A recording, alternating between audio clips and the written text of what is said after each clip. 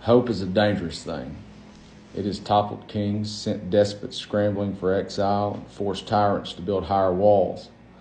Hope is gasoline spilled recklessly in the streets, harmless until the match is struck. It is the last weapon of the damned, the currency of the poor, the sustenance of the hungry, and the anthem of those who have been told time and time again to sit down and shut up. And yet here we stand. In a time of great uncertainty, of suffocating anxiety, of inflation and corporate hoarding, of wages that have stagnated while billionaires build rockets to escape the world they've helped ruin. The news cycle is a relentless barrage of horrors, wars fought for profit, lawmakers treating democracy like a hobby, and the earth itself groaning under the weight of human greed.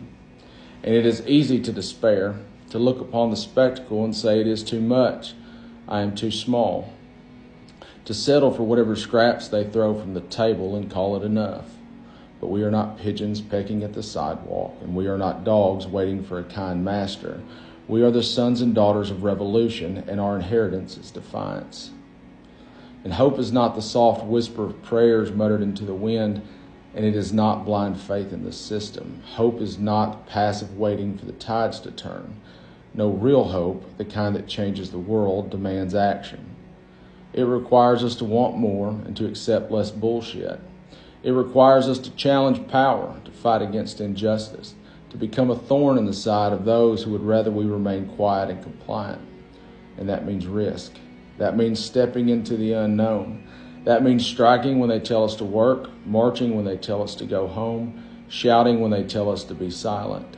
It means being arrested, being smeared, being ridiculed by men in suits who call themselves serious thinkers but wouldn't recognize the genuine human struggle if it bled out on their mahogany floors. They have built an entire apparatus to crush hope. They have trained generations to believe that resistance is futile, that the rich will always win, that the system is too big to fail, and that there is no alternative to the misery they offer.